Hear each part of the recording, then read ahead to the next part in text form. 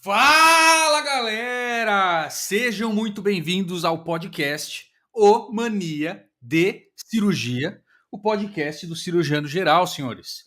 Esse aqui é o seu congresso semanal de cirurgia geral.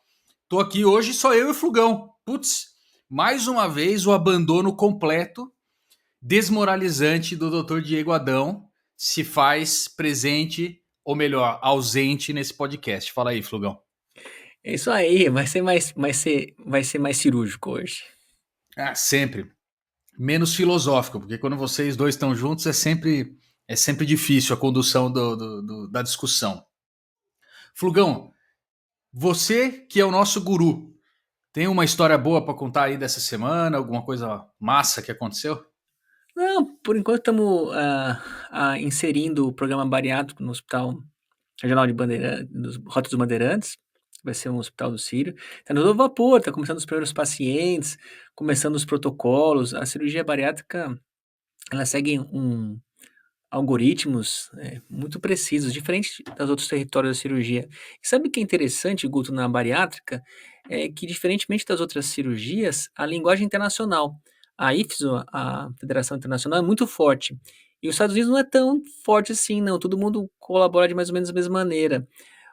No trauma, por exemplo, Sociedade Americana do Leste, do Oeste, bariátrica é internacional. Isso é legal, porque os critérios são todos os mesmos no mundo inteiro. Em outras palavras, se você se mudar para Alemanha, Egito, Argentina, Canadá, os critérios vão ser os mesmos. Mas você diz, por exemplo, não tem sociedade de bariátrica americana, por exemplo. Tem, mas o congresso forte é da IFSO e Ah, entendi. ele centraliza o mundo inteiro. Eu acho muito legal isso. É legal que você padroniza as coisas, né? Inclusive, o congresso da IFSO vai ser aqui no Chile esse ano. Para Olha, o pessoal pertinho. daqui da América do Sul, obrigatório ir. Um dos melhores congressos de bariátrica que tem. Bacana, cara. E dentro do protocolo que vocês estão fazendo lá no Hospital Novo, vai ter azul de metileno? Não, não vai ter vaso de chileno. Ah, boa, isso aí, Flugão. Não depois, mas no intraop, obviamente, né? Muito bom. Flugão, tenho várias mensagens maníacas aqui para ler. E a gente não pode esquecer também que tem mensagem do patrocinador nesse episódio também, né? Então eu vou fazer o seguinte, ó, vou ler mensagem de maníaco. Na sequência, a gente vai para a mensagem do nosso patrocinador.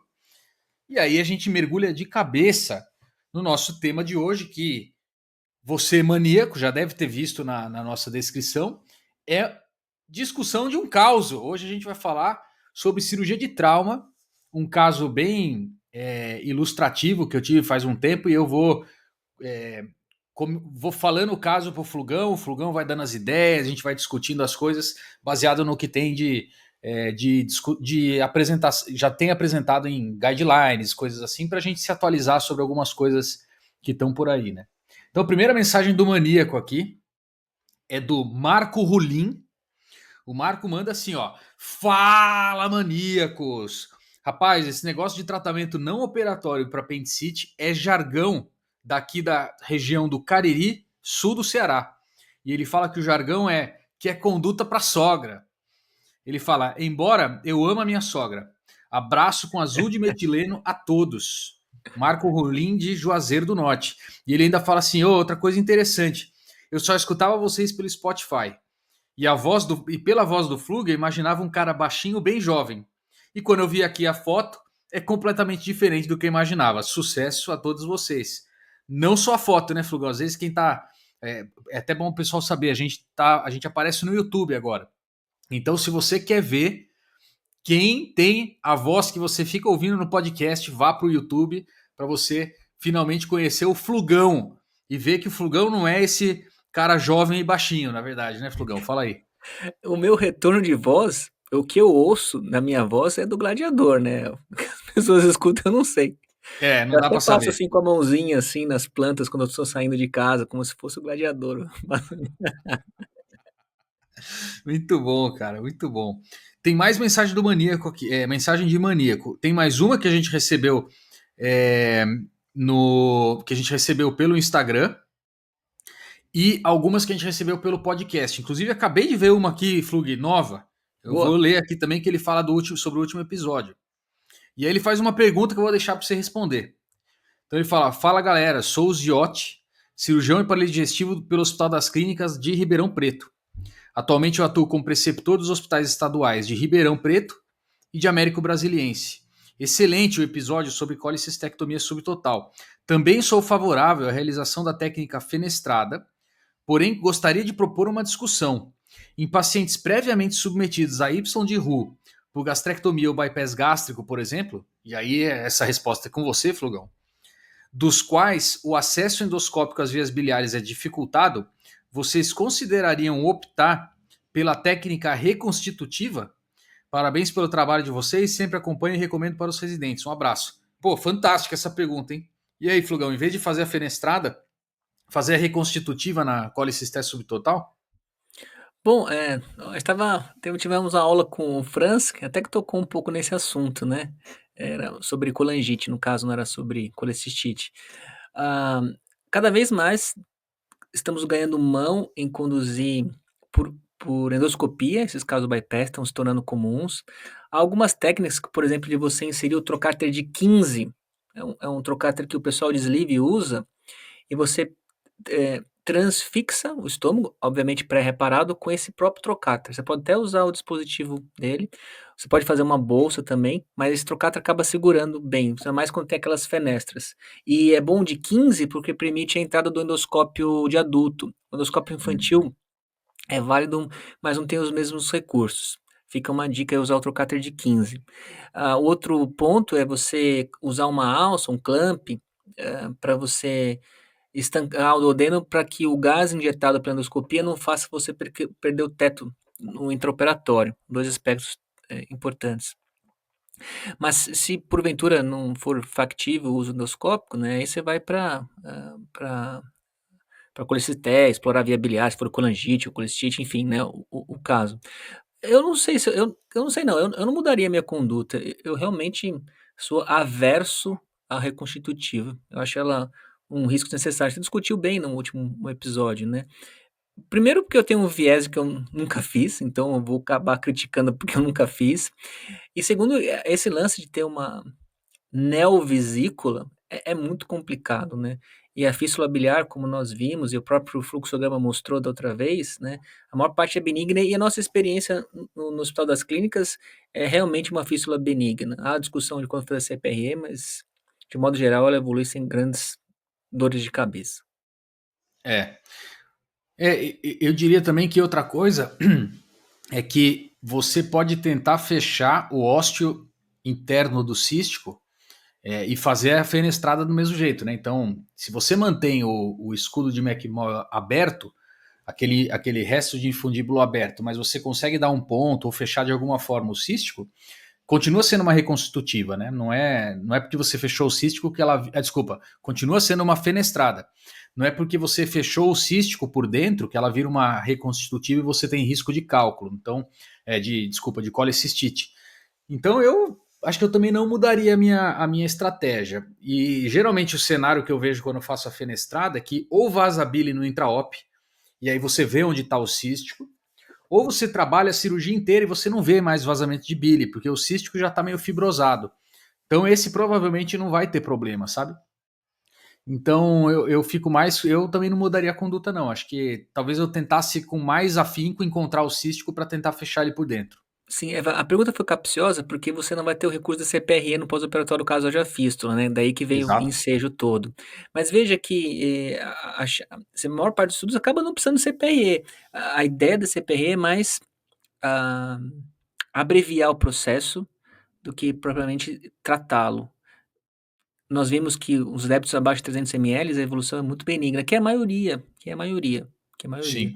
Então, eu ainda assim arriscaria lidar com essa fístula, mesmo não podendo fazer a CPRE pós. Boa. Aí tem uma mensagem bacana aqui também do Alfredo Messias. O Alfredo mandou aqui uma mensagem pra gente no Instagram e falou. Na verdade, ele mandou essa mensagem para mim. Oi, Carlos, tudo bem? Sou Alfredo, cirurgião geral endoscopista em Divinópolis, Minas Gerais. Aí ele fala assim, ó, cara, que projeto sensacional que você, o Diego e o Adriano estão fazendo. Acompanho Mania de Cirurgia há mais de um ano, sempre com discussões de alto nível e com aquela pitada de azul de metileno. É, Flugão, a sua entrada está fazendo sucesso. Que legal, um abraço. Estou fazendo o curso de cirurgia baseada em evidências, o Fantástico. nosso curso lá de cirurgia baseada em evidências, que também está sensacional. Só queria parabenizar vocês pela mudança que vocês estão promovendo na cirurgia geral a nível nacional, levando discussões e conhecimento para todos os cantos do país. Aí ele finaliza aqui, Flugão, gostaria muito de participar também da CDB. Quando haverá novas vagas? Tem alguma previsão? E manda um abraço para todos nós aí. E aí, Flugão? Tem para agora. É isso Já vamos aí. abrir. Conta como, dessa vez vai ser diferente, Guto. Explica melhor eh, esse lance mais justo que nós estamos promovendo.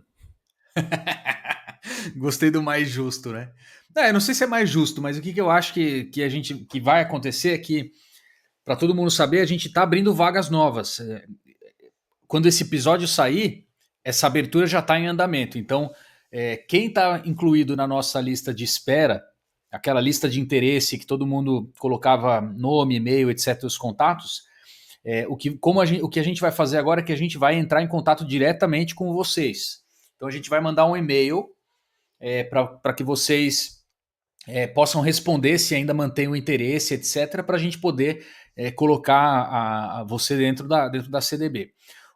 Por que a gente fez isso? Porque, como na última vez que a gente abriu as vagas e que a gente abria vagas em live, a gente teve o problema de fraude, a gente optou por mudar um pouco o esquema para ver se a gente consegue impedir que haja fraudes, porque teve algumas pessoas que acabaram caindo em golpes, né? Então a gente está querendo evitar isso. Então a ideia é que você vai receber um contato direto nosso. Então vai ser um e-mail específico, né? O e-mail da comunidade do Bisturi, ou então vai aparecer o e-mail da nossa empresa. E você pode receber também uma mensagem de WhatsApp, que também é do nosso WhatsApp oficial. Não vai ter clique, não vai ter link para você clicar em nada. Tudo que a gente está fazendo agora é via o nosso site. Então você vai receber um e-mail, vai ser direcionado. A gente vai pedir para você clicar no link da bio e entrar e seguir o fluxo que a gente vai oferecer pelo e-mail. Então, basta ficar atento no WhatsApp ou no e-mail, se você é uma das pessoas que tem interesse e colocou seu nome lá na nossa lista, você deve receber esse e-mail. Vale lembrar que se você não recebeu ainda, dá uma checada na caixa de spam. Às vezes o e-mail vai para o spam e você não recebeu. Não esqueçam, se você ainda tem interesse na vaga, responde o e-mail para a gente saber que você tem, porque tem pouca vaga, a gente sempre abre de pouquinho em pouquinho. Então, nessa próxima leva, se você não respondeu o e-mail, é muito provável que você não vai receber nada, nenhuma outra comunicação para essas vagas, vai ter que esperar uma nova abertura. Né? Acho que é isso aí, né, Flugão? Ah, sim, umas ponderações. O primeiro, o bastidor dessa decisão foi que nós sentimos realmente constrangidos em ver pessoas, assim, muito nervosas, correndo no plantão, às vezes na ambulância para adquirir a compra. Era tantas pessoas ao mesmo tempo que às vezes caía o sistema. Foi, assim, é bom por um lado que nós percebemos que havia muito interesse, mas não foi legal no sentido que não é, somos médicos, somos colegas, não é para ficar essa correria. Então, esse justo, que eu há pouco afirmei, é para fazer um processo mais cadenciado, de lista de interesse. Então, foi o primeiro ponto. O segundo foi as fraudes. É bom a gente divulgar isso novamente. Tem fraudes em tudo um lugar, inclusive em anúncios de curso. Então, a ideia foi concentrar isso no site. Pode ser que seja através de e-mail, WhatsApp, mas sempre a compra sempre tem que ser no site. Não existe nenhum outro meio, nenhum Pix, nenhuma transferência, é sempre pelo site. Isso precisa ficar muito claro. E o terceiro é que são poucas pessoas. As turmas estão renovando pouco, o pessoal está ficando cada vez mais, né? Então as renovações que abriam mais vagas estão renovando cada vez menos, que também é legal por um lado, né? A gente fica contente, a ideia nossa é essa. Eu acho que nós três pensamos da mesma maneira que a CDB seja multiplicadores, né? Muitos integrantes do CDB são preceptores, como foi um integrante há pouco que comentou uma pergunta lá de Ribeirão, né? A ideia é divulgar isso e através de novos cursos que a gente vai inserir na CDB, quem não puder entrar pode ver o CBE, dentre outros. Tem muitos lançamentos para esse ano, né? Sobre prescrição, tem o CBE, vai ter as novas trilhas da CBE. A primeira foi sobre trials, depois vai vir revisões temáticas, dentre outros. Ah, tem muita coisa para vir aí. Isso aí. Flugão, vou ler mais dois comentários de maníaco aqui agora do Spotify, beleza? Então ele Bora. fala assim, ó. Ah, e esqueci de fazer um comentário rápido, só para frisar isso que o Flug falou. Uma das coisas que os golpistas fazem é que eles pedem o pagamento em Pix, obviamente, né? Para você não ter como fugir depois. Nós não fazemos isso. Então, é, desconfiem se alguém oferecer alguma coisa nossa só por Pix. A gente não faz isso. A gente oferece qualquer forma de pagamento que vocês quiserem. Então fiquem atentos com isso também. Cara, eu sou tão noiado com Pix, com roubo e tudo, que eu não tenho Pix, cara. Eu não faço Pix por princípio, assim. Ah, porque, sei lá, tudo bem, é muito prático, cômodo, em algumas situações só pode usar. Mas, cara, Pix é muito complicado. Principalmente se assalta o celular e tal, o cara pega o seu celular, se os seus limites estiverem liberados, putz, já era, faz um estrago e não volta mais. É, é bem isso. Beleza, ó. Mensagem do maníaco aqui, Shinzato, mandou pra gente sobre o episódio de colicistectomia subtotal. Excelente. Novo fluxograma. Mas a mensagem do outro episódio continua. Não futrique no infundíbulo dos outros. Muito bom, é isso aí. Isso foi Fantástico. exatamente o que ele escreveu aqui na mensagem. Olha que doideira, né? Muito legal. E aqui uma mensagem do Lucas Vicente, glorioso Lucas Vicente, Lucão, nosso colega da Edu. CDB. Olá, pessoal. Excelente atualização sobre o tema. No meu serviço de residência, Hospital Dr. Carlos Macieira, temos uma equipe composta por cirurgiões hepatobiliares, sendo a grande maioria atuante em transplantes.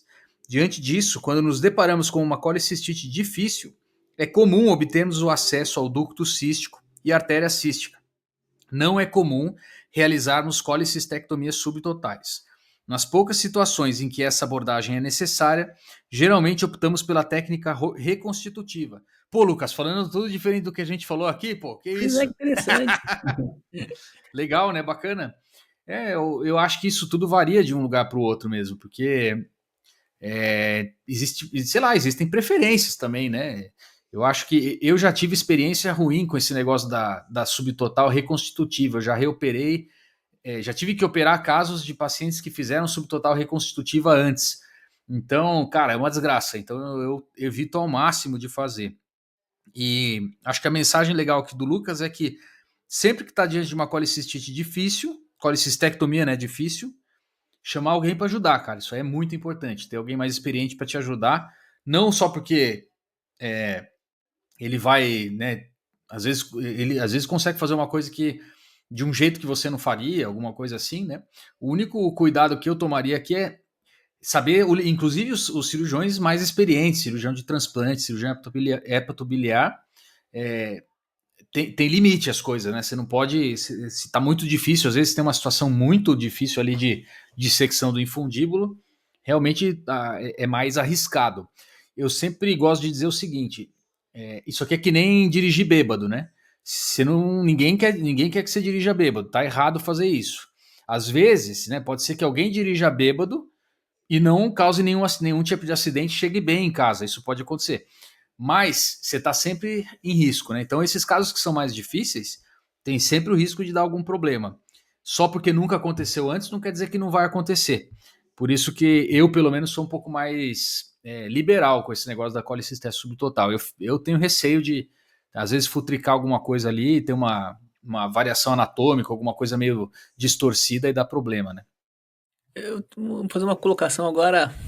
Pena que o Diego não tá aqui para eu degladiar com ele, mas eu acho que você vai degladiar no lugar dele.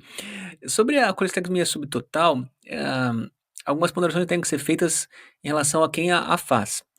Quanto mais jovem, quanto menos horas de voo na via biliar, é mais recomendável a colestectomia subtotal. No entanto, os cirurgiões muito experientes, principalmente biliopatos pancreáticos, têm um uma fluidez muito alta nesse território, é cabível essa exploração, mesmo quando não há visão crítica da segurança. Eles já estão mais habituados, e muitos cirurgiões experientes acabam fazendo poucas vezes sobre total. É válido, eles têm mais expertise. No entanto, o risco se mantém, eles arriscam mais porque eles têm um pouco mais de mão nesse sentido, mas ainda assim, eles estão pondo em risco essa via biliar. Só que eles conseguem lidar melhor com isso. Então, todas as recomendações, guidelines, eles falham porque os guidelines tentam uniformizar a conduta como se todos os cirurgiões fossem iguais, é impossível isso, né, não é a questão. Nós sabemos, por exemplo, que os cirurgiões brasileiros operam muito maior que os americanos de modo geral, pelo menos hérnia. Então os guidelines deles não fazem tanto jus a nós, como tela infectada, telepropileno, ou seja, tem variações, mas cabe que, para fazer uma recomendação geral, uma população grande, não há dúvidas que a subtotal ganha, porque, de um modo geral, os cirurgiões não vão ser tão habilidosos assim. E não vale a pena correr um risco às vezes, né. Acho que essa é a mensagem Sim. final. Muito bom. Flugão, 20 minutos batendo papo. A gente não vai Pois fazer é, esse cara. episódio nunca. Então, antes de começar o episódio, você que está aí agora, maníaco, fica atento com o áudio do nosso patrocinador, que a gente volta na sequência para dar o start no episódio.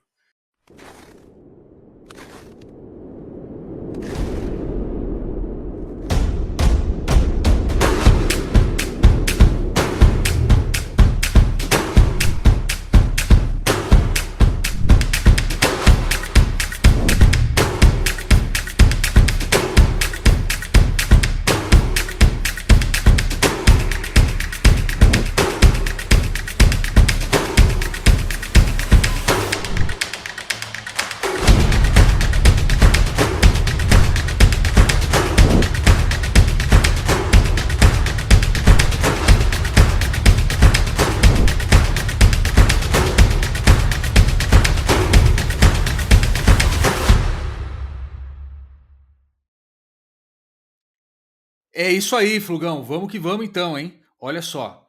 Hoje, como a gente comentou ali na descrição, a ideia é fazer uma discussão de um caso.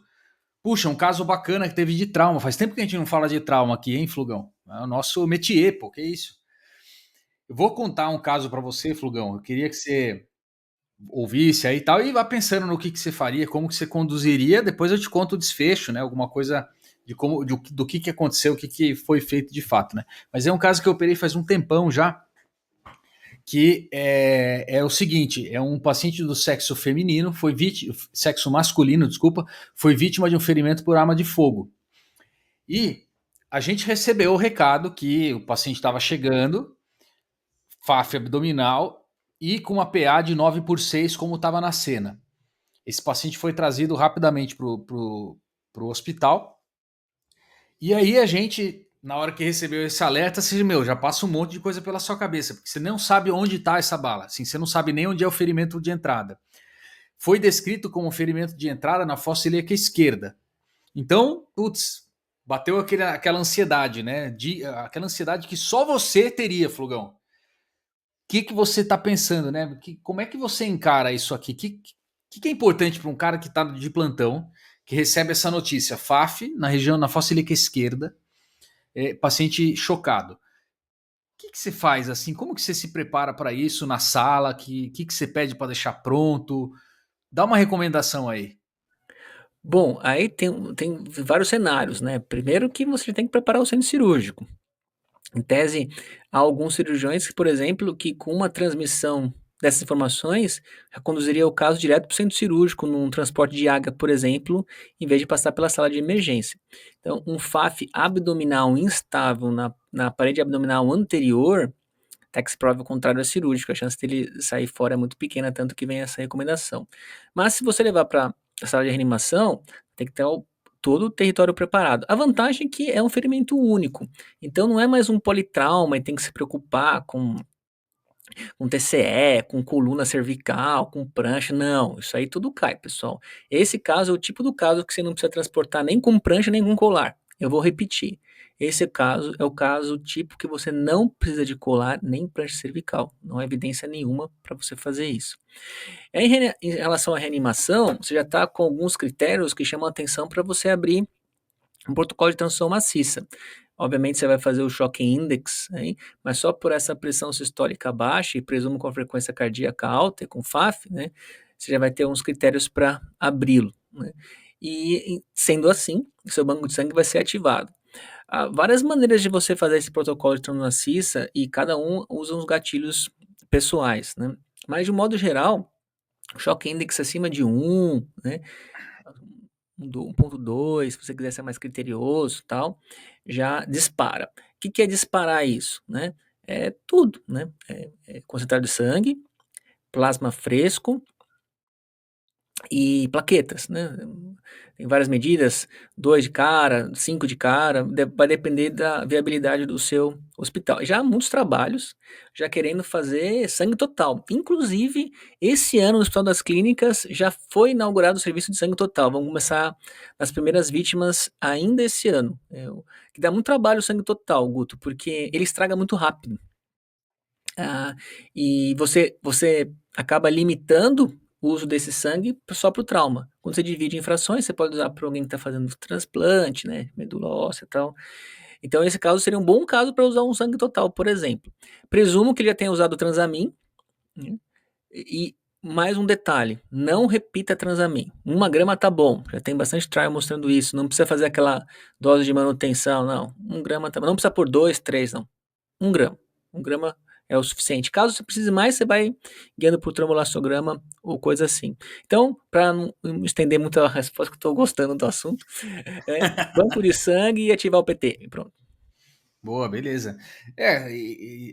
A ideia foi basicamente essa. A diferença que aconteceu nesse caso é que esse paciente não passou pela sala de trauma, como você comentou, né?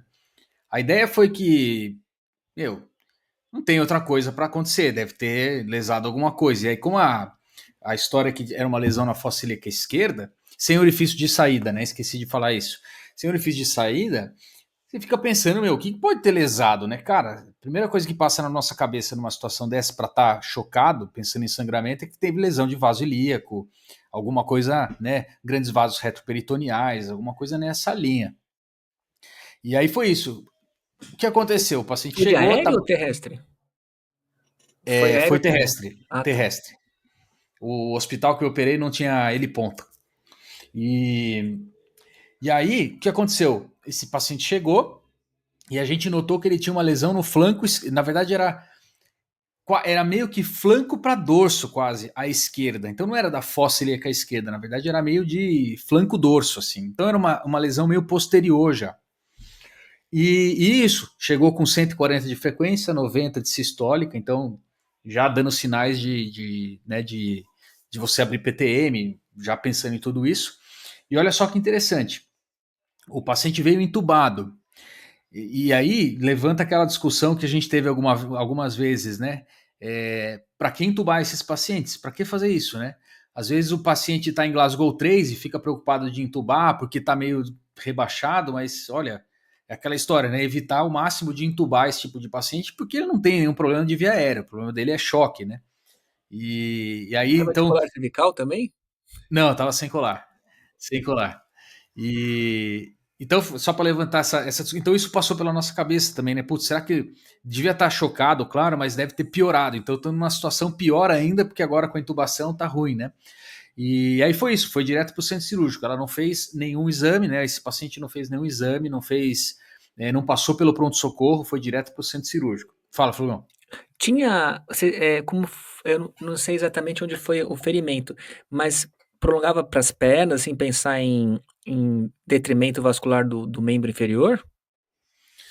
Olha, olhando por fora, não. A lesão era Abdominal, vai. cranial, era abdominal e era cranial à crista ilíaca. Tá. E agora, não dá para assim, quando eu vi o orifício de entrada, eu pensei, meu, pode ter ido para qualquer lugar, né? Pode ter descido para vaso ilíaco, pode ter subido para diafragma, baço, pode ter ido reto. Enfim, o grande lance do penetrante é isso, né? Quando você não tem orifício de saída, você não sabe de onde que o projétil foi, né? E então essa que foi passou tudo isso na nossa cabeça, né? Toque Fez, não retal. tinha nada. Não fez toque retal, mas não tinha sangue.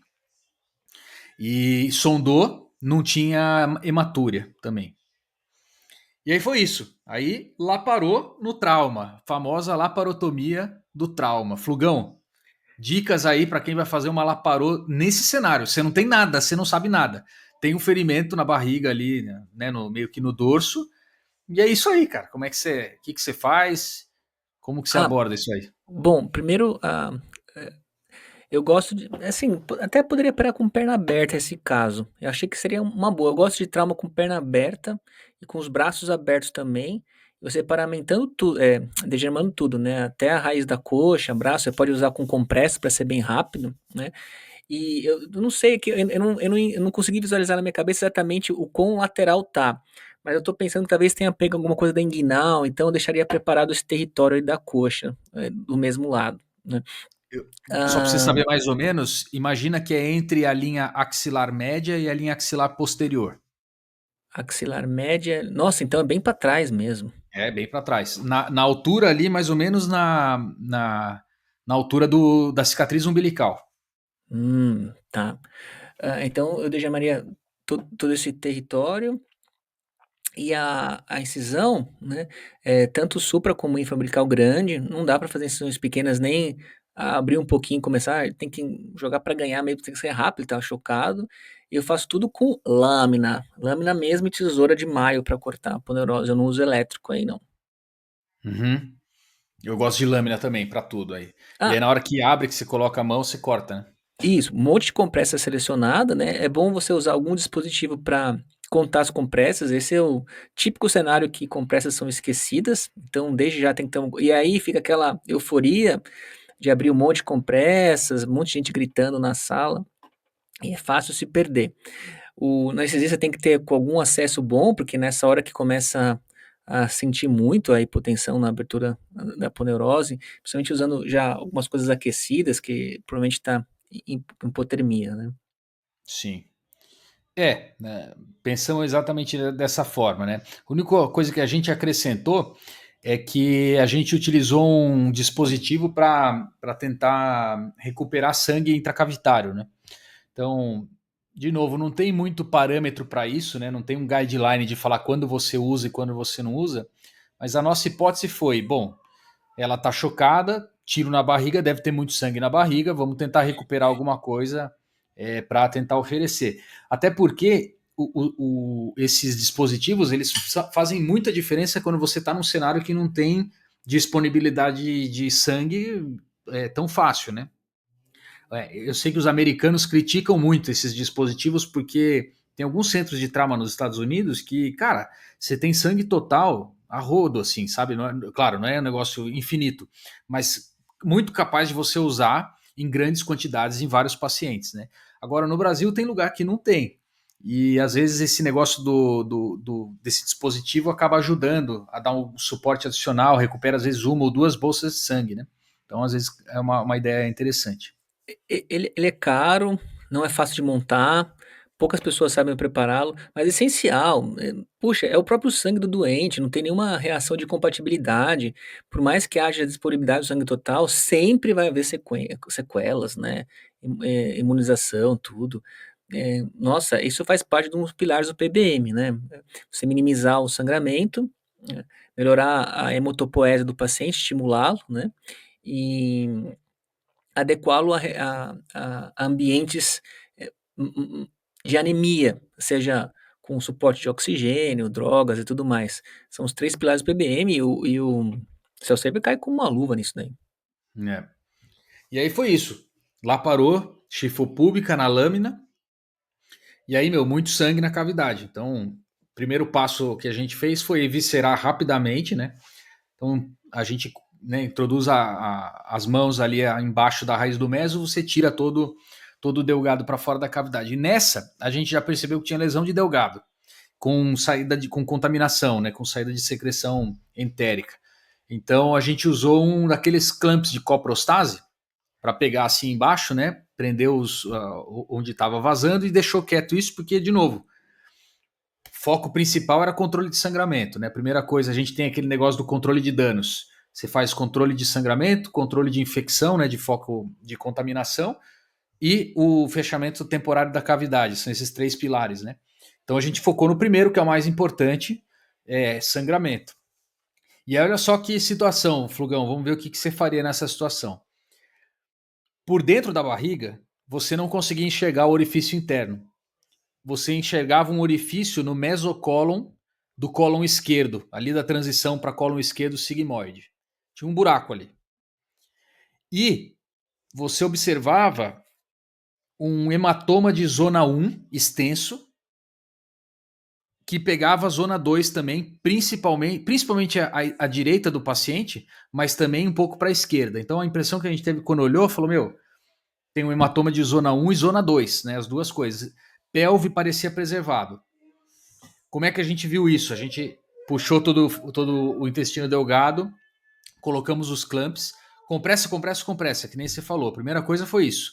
Compressa, compressa, compressa nos 4 quadrantes e na pelve, e aí depois, de pouquinho em pouquinho, fomos observar o que estava rolando de sangramento. Né?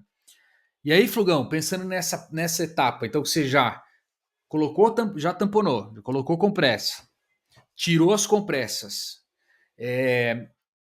você viu esse hematoma importante, não viu nada importante no de sangramento em andar superior.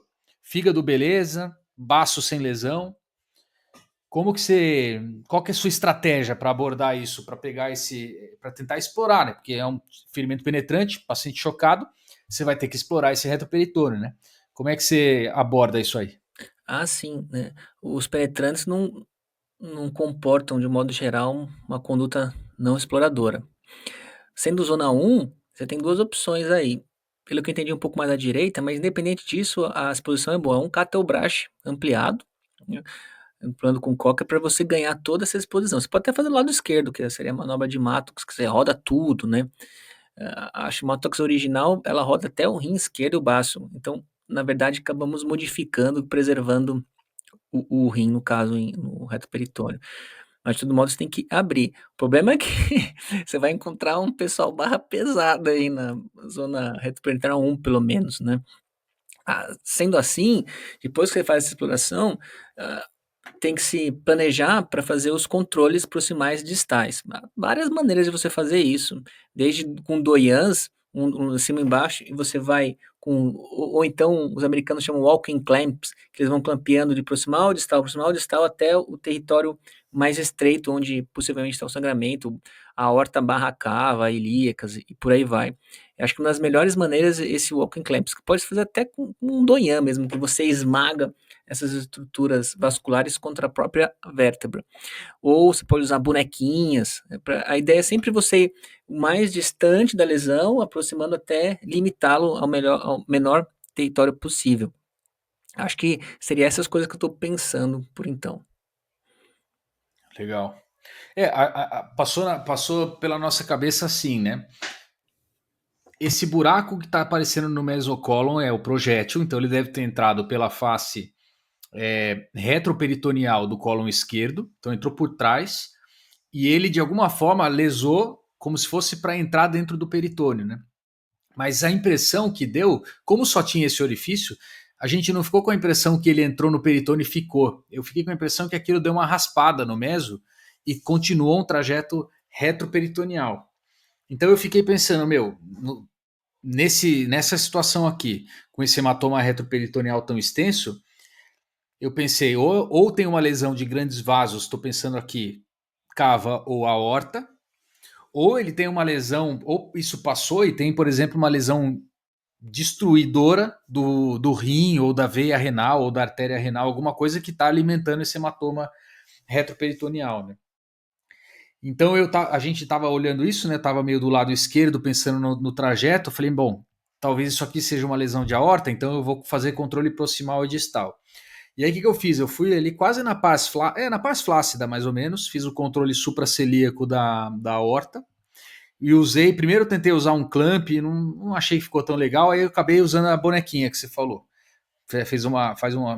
Pega um bolinho de gaze, né, e comprime contra a coluna. Isso é super efetivo. Tanto que, quando fez isso com a bonequinha, o fluxo distal parou, assim, não tinha pulso distal mais, sabe?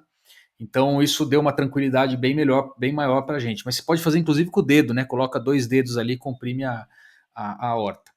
E aí eu fui lá para baixo, quase no promontório mais ou menos que seria a bifurcação das ilíacas. E aí lá eu fiz uma dissecção para poder laçar a aorta pré-bifurcação, né? E aí então tive controle proximal e distal da aorta. Eu falei, beleza, jogo ganho aqui, né? Deve ter uma lesão de aorta, eu vou abrir aqui, vou dar um ponto e acabou. Aí eu fiz a exploração da face anterior da aorta transmeso. Então eu abri o meso ali onde a gente faz aquele plano de dissecção da colectomia, né? Próximo ali da mesentérica inferior da artéria.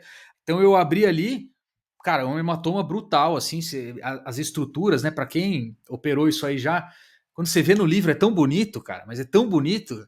E quando você opera um caso que tem o hematoma, você não consegue ver nada, cara. É bizarro, assim, é muito diferente, né? E aí a gente, beleza, achou a aorta e tal, dissecou, cara, mas não tinha lesão, a aorta tava lisa, não tinha nada, eu consegui olhar totalmente a face, assim, essa extensão entre trajeto ali infrapancreático até mais ou menos a bifurcação, estava liso. O problema é que a gente começou a observar que minava sangue debaixo do meso, vindo do mesocólon direito, ascendente.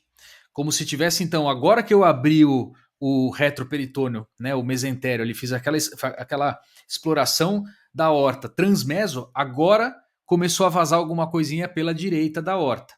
E aí então a gente falou, bom, não tem lesão na horta, tá vazando tá babando dessa forma, deve ser uma lesão de cava, né? Para ter feito um hematoma dessa extensão e dessa forma deve ser uma lesão de cava, né? E, e aí, Flugão, tô supondo aqui, né? Pra você ter uma ideia, nesse momento eu não tinha nem feito Catelbras e não tinha nem feito Matox. A única coisa que eu fiz foi o controle proximal distal e fiz uma exploração transmeso. O que você faria nessa situação aqui? Como é que você decidiria fazer controle proximal e distal de veia cava? Abordaria direto o hematoma? Faria faria já o Catelbras? Começaria com um Cocker? O que você faria aí? Ah, agora você trouxe muito mais informação, né? Eu entendo que o cenário é bem hostil até você concluir isso tudo. Mas partindo do pressuposto da horta íntegra, a Catelbras é melhor, que expõe bem a cava, né? Pelo menos até lá a sua inserção hepática praticamente. Vai ter uma bela exposição, sem É. sombra de dúvida. Você sabe que eu fiquei com medo de fazer o Catelbras, porque eu falei, putz, se tiver uma lesão de cava aqui, que eu acho que é o que tem, eu não tenho o controle, até eu conseguir fazer o controle proximal e distal, se você faz o Catelbras completo, às vezes você se ferra, né? Porque destampou no hematoma e você não consegue resolver. Então, eu até hoje, né, quando eu repenso sobre esse caso, e até conversando aqui com você, eu fico pensando se não valeria a pena ter tentado fazer um cocker também, para fazer o controle mais próximo ali do hilo renal, né? Mas o que, que eu fiz nessa situação? Eu comecei a fazer o Catelbras, levantei o seco, né? O seco, o apêndice, tudo, fui levantando até conseguir encontrar a bifurcação das veias ilíacas. E aí, quando eu vi essa bifurcação, eu parei de subir o Catelbras e lacei a ilíaca e fiz um controle proximal, controle distal da ilíaca ali. Desculpa, da veia cava ali, né? Antes da bifurcação também. E aí, eu falei, bom, beleza, agora tá controlado aqui embaixo. Eu coloquei a minha mão para controlar o proximal através do mesocólon mesmo, e aí fiz mais um pouquinho dessa medianização das vísceras para poder chegar nessa lesão, né? E aí nessa hora que eu medianizei um pouquinho mais, deu mais uma sangradinha, eu consegui ver onde que estava vindo, era da cava mesmo, eu consegui nessa rotação comprimir Bonequinha. a porção mais proximal da veia cava com um dedo mesmo, né? Eu peguei um tufo de compressa, comprimi, e aí a gente via a lesão da veia cava, né? E aí qual foi o drama? A lesão da veia cava era uma lesão transfixante. Então ela tinha a cava estava lesada, tinha uma laceração de 3 centímetros mais ou menos de extensão na longitudinal. E eu olhei e falei, ah, beleza, o que passou pela minha cabeça? Meu, o paciente está grave, mas acho que vou passar uns pontos aqui e tentar fechar. Quando eu peguei as bordas da veia para olhar melhor, daí você via assim a coluna embaixo. Então ela tinha a laceração era da parede anterior e da posterior. E paciente com nora de 70 e melhora. E aí? O que você faria, Flugão? É, Liga, não liga? quando você fala Sutura? 70 melhor, você já levantou a bola do damage control, né? Ah, bom, aqui, né, você já está em certa parte, entre aspas, você já ligou. Acaba você fazer a compressão, então ela já está ligada. Aí nesse território, você tem algumas opções. Você vai ligar a cava de uma vez, né? Ou se quiser, como é uma lesão, entende-se agora já mais isolada, né, você pode manter pressionado, enquanto você dá um tempo para anestesia se recompor, transfundindo, aquecendo, né? O diabo a 4 lá. Vê que dá. É nesse tempo você repondera se houve uma melhora com essa oclusão parcial, você fechando, né? Você teria que suturar por dentro, você sutura a parte de posterior e depois a sutura anterior. É cava, né? É importante você tentar manter a brevidade dela, senão um fechamento de cava ali dá um edema nas pernas, tudo é complicado, né? Hemorroidas, nossa, é muito desgastante uma oclusão de cava. Mas ou você fecha direto, o cara tá muito crítico e você tá totalmente respaldado para fazer isso com esse 70 ml de Nora, ou você dá um tempo e vê para onde o barco vai e tenta suturar. É. Pois é, passou isso pela minha cabeça. Eu acabei desistindo da ideia da sutura porque eu percebi que o que sobrou de parede da veia A estava meleca. meio esmigalhado, sabe? Aí eu falei, putz, se eu tentar suturar isso aqui, eu acho que vai ficar muito estenosado. É quase como se ligasse, sabe?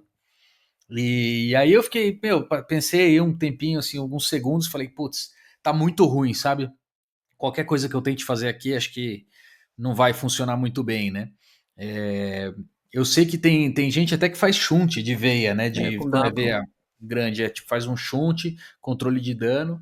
Não acho que seria nada absurdo fazer isso, não, também, numa situação como essa, mas acabei optando por ligar mesmo. Então, liguei a veia cava ali perto da bifurcação, né? Então, bem distal, bem infrarrenal, mas ligou. E aí, assim, parou de sangrar, né? Tipo, resolveu o problema, o sangramento foi controlado. Ela tinha um pouco, assim, a cava em si, né? Tava já ligada e o paciente tinha um pouco de babação ainda ao longo do trajeto que a Cogulopatia. gente, que a gente dissecou, etc. Então, tava nessa, né? E, e aí, fazendo a revisão ali da cavidade intraperitoneal, a gente passou pelas lesões de Delgado, né? Eu vi as lesões de Delgado e a gente achou também uma lesão do cólon ascendente, na face anterior do cólon ascendente, que era uma lesão de mais ou menos, diria para você que uns 2 centímetros, 2 centímetros e pouco, na parede anterior. Então a gente tinha essa lesão do cólon e no Delgado tinha duas áreas de lesão, uma só da parede da borda antimesentérica e um outro segmento que ela tinha uma lesão bilateral no mesmo local da alça. Então, tipo, como se fosse um pouquinho para cá da borda antimesentérica e um pouquinho para lá. Não chegava a ser na borda mesentérica nem na borda antimesentérica, como se fosse 3 e 9 horas, sabe? É, a lesão de Delgado, as duas ficavam meio próximas uma das outras, em torno de uns 10 centímetros entre uma lesão e a outra, sabe? E aí, qual que é o cenário que você. Qual a opção que você pensaria num cenário desse, né? Eu tô aqui, entrei para a cirurgia com o controle de danos, minha cabeça está controle de danos. Quero controlar a contaminação e controlar sangramento, né? Até agora parece que o sangramento está controlado, agora a gente está partindo para contaminação. O que você indica de estratégia para controlar tanto a lesão de cólon quanto a lesão de Delgado? Ah, sim, agora é Curupira, agora eu tô morrendo de vontade de voltar para casa. Então esse controle de infecção aí tem que ser o mais breve possível, do jeito que você julgar melhor. Grampeia, sutura, põe uma mesma situação crítica de colocarem até Babicó só. Bom, de todo modo tem que ser o mais rápido possível, eu não perderia muito tempo qual é o modo que você vai fazer isso. Nem pensar, fazer rafias bonitas, suturas anastomoses, isso tá proscrito, tem que ser rápido. O que você tiver, mão que você julgar de acordo com a lesão. Agora, estava pensando aqui, fazendo um advogado do diabo, né? Talvez algum vascular realmente recomendasse a prótese de Dacron nessa cava, mas veja, as experiências que eu tive com reconstrução de cava em aspectos oncológicos é muito trabalhoso, sabe? Porque ele tem que fazer um regime de hipervolemia grande para manter o fluxo pela dacron, senão trombose, né? Grande parte já trombosa mesmo você tendo esse cuidado. Então você imagina, né? Você vai pôr um dacron num trauma que um paciente hipovolêmico, nossa, a chance de se trombosar é altíssima, né? E veja, você vai ter que anticoagular por causa da prótese, né? Você vai ter que anticoagular play num politrauma todo ferrado, acabou de passar de um PTM. Então, assim, se você for analisar de maneira muito crítica, né, a revascularização com Dacron numa cava, eu não vejo muito sentido. Então, se não é suturável, liga. Liga. Eu não vejo na prática, uma Prod Dacron caber num ambiente com damage control? Ah, eu Não acho vai que também não. funcionar, vai trombosar O, tudo. o que eu ainda não sei exatamente, fico até pensando, tem um pouco de dúvida, é se vale a pena fazer um shunt temporário e você depois de 2, 3 dias reconstruir. Mas mesmo É assim, cava, é veia, é diferente. é outro esquema, né? Não é que nem você fazer isso na artéria, com certeza. E o risco de trombose é muito maior, com certeza também. É por isso que você fica, dá dúvida às Você vai vezes, né? anticoagular pleno, um politrauma desse? Não tem como. Pois é, pois é. É porque é uma tristeza mesmo, né? Ligar a cava assim, pensando a longo prazo, né? Se o paciente acaba sobrevivendo, é chato, né? Tem umas sequelas ruins, assim. Flugão, eu não sei se eu comentei no começo, acho que não, mas esse paciente ele tinha 53 anos na época que eu operei ele. Putz. Isso muda para você fazer a sua, essa sua estratégia do controle de danos de delgado e cólon? Ah, nossa, meu gatilho é muito mais agressivo. Vou fazer o mínimo possível. Esse cara vai morrer muito rápido, tem que ser bem rápido mesmo. Fazer o que for. Se tiver grampeador, grampeia do jeito que der. Não galinha com isso, não. Boa. O que a gente fez no final foi eu grampeei as lesões de delgado, como eram próximas umas das outras, eu englobei tudo isso numa coisa só, né? Então deixei um coto de delgado separado do outro ali com um grampeador. E a lesão de cólon suturei. Era uma lesão pequena, achei que estava bem assim, só dei uma desbridada nas bordas e suturei. E, e aí, mais alguma coisa precisa fazer ou não? Bom, você já fez o controle de infecção, né? Você achou o projétil? Né, não, a gente não achou o projétil, mas a gente viu o orifício na parede abdominal por dentro, onde ele estava. Quer dizer, a gente palpou o projétil, desculpa, ele não estava solto na barriga, mas a Ah, gente tá. conseguia palpar ele pelo orifício, mais ou menos perto do orifício por dentro. Se não tivesse achado, E, teria o risco de embalia, né? Sempre. é, e o trajeto dele foi meio, assim, foi meio horizontal, sabe? Ele entrou de um lado e sairia do outro praticamente numa linha horizontal, um pouquinho inclinada para cima, mas nada demais. Então, trajeto bem retilíneo até. O que a gente pensou nessa hora foi assim, putz, beleza, controlamos contaminação, controlamos sangramento. O problema é que a gente não tinha visto ainda o local da lesão da porta de entrada do projétil, né, por onde ele entrou. Porque não tinha um hematoma importante naquela região, a gente foi primeiro controlar sangramento e controlar contaminação. E como ele era muito posterior, eu pensei, putz, vai que esse projétil entrou pelo retroperitônio já, né? Será que não tem alguma lesão, sei lá, ureter, alguma outra lesão que eu não vi?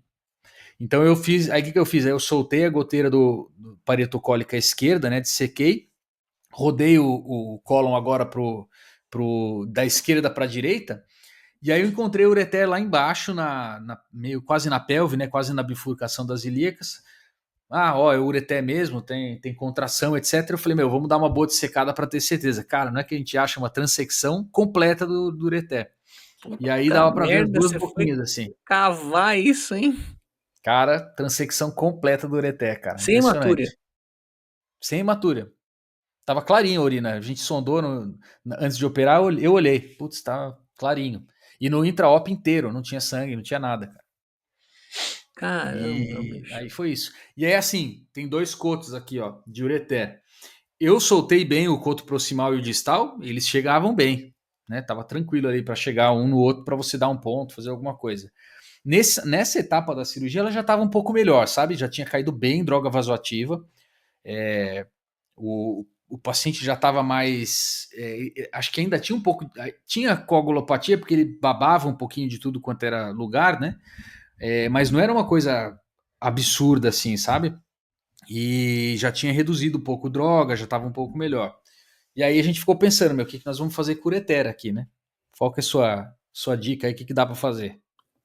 Cara, é impressionante o trauma. Ah, eu esqueci de falar, não tinha urologia no O hospital cirúrgico que não eu tava operei. aí, o Vitinho. O Vitor não tava. Não, Bom, e era noite, assim, não tinha. Não sei nem se tinha sobreaviso de urologia, para ser sincero. Era um plantão que eu fazia. bom, hã, quanto mais tempo de trauma nós temos, mais importante fica a sistematização dele. Não é à toa que alguns cursos como, o ATLS, dentre outros, cresceram, pois realmente tem que ser sistematizado. uma vez que é de noite, você está cansado, há várias lesões.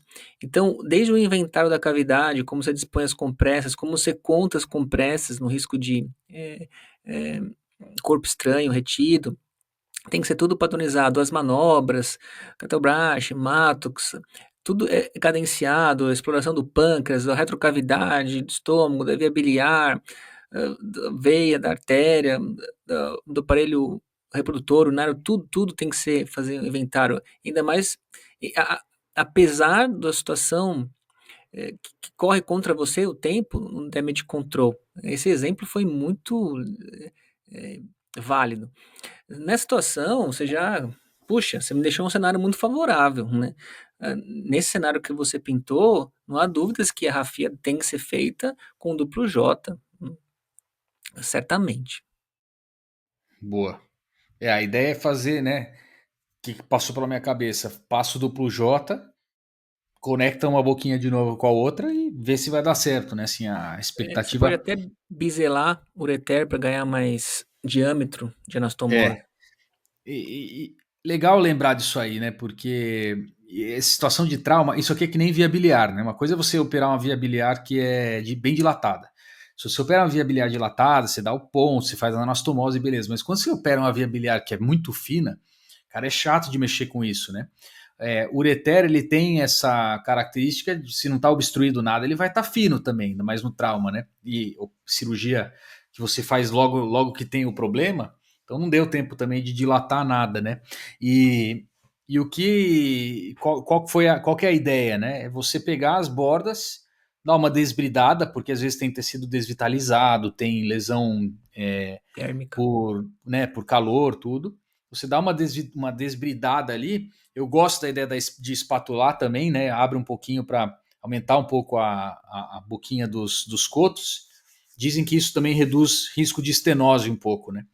E aqui passa um duplo J para cima, para baixo, e é isso aí, né? E faz uma anastomose primária. A ideia é essa porque os cotos estão muito próximos, uma região favorável, nada disso, né? E você sabe que na hora que se fosse, de novo, né? O paciente estava melhor, sabe?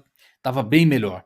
Então eu fiquei um pouco mais tranquilo de fazer tudo isso. Porque se fosse um cenário que fiz tudo isso, o paciente está com 70 ml hora de Nora ainda, chocadão, muito ruim, aí eu não vou fazer anastomose, faria outra coisa. E você faria o quê, Flug, se fosse você, hein? Tá na situação, você encontrou lesão de ureter, transecção completa. O paciente está muito grave. Você tentaria fazer anastomose mesmo assim ou não? Com o duplo J? Considerando que é favorável tecnicamente a anastomose, certo? Isso, do jeito Ah, que eu contei. ainda assim, porque É, você já controlou o sangramento, agora é só o refinamento, não dá para. Ou então, na outra opção, seria fazer uma ureterostomia, é complicado, isso aí funciona mal, né? é. Você sabe que numa situação como essa, eu acho que hoje em dia o que eu faria acho que é ligar o ureter. Deixaria o distal lá, ligava o ureter a boca proximal mais distal que eu conseguisse para preservar um pouco, né?